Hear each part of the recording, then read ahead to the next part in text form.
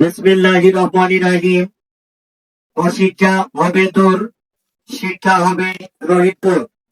সুপ্রিয় এলাকাবাসী, আসসালামু আলাইকুম।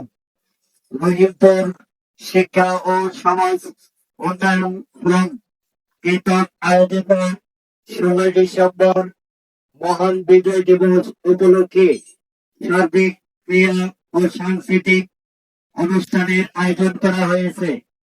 উক্ত অনুষ্ঠানে প্রধান অতিথি হিসেবে উপস্থিত থাকবেন দেওয়ানগঞ্জ বংশীগঞ্জের উন্নয়নের রূপকার, জামালপুর 1 আসনে সাবেক ও সফল এমপি, আসন্ন ত্রয়োদশ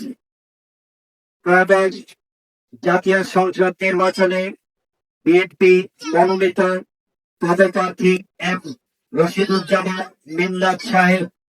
উক্ত অনুষ্ঠানে সভাপতিত্ব করবেন রামপুর ইউনিয়নের সুনামধন্য চেয়ারম্যান মোহাম্মদ সেলিম মিয়া জেকে।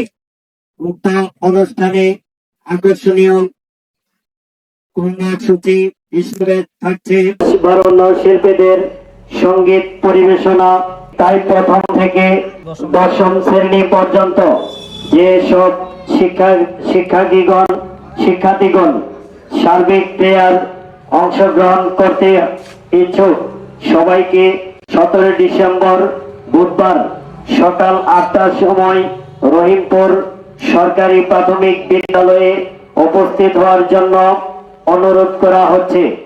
আগামী বুধবার সকালে সার্বিক ক্রীড়া প্রতিযোগিতা সকাল 8টায় সময় শুরু হবে ইনশাআল্লাহ। সেই সাথে উক্ত অনুষ্ঠানে সবাইকে আমন্ত্রণ জানাচ্ছি। অনুষ্ঠানটি উপভোগ করার জন্য ধন্যবাদ সবাইকে।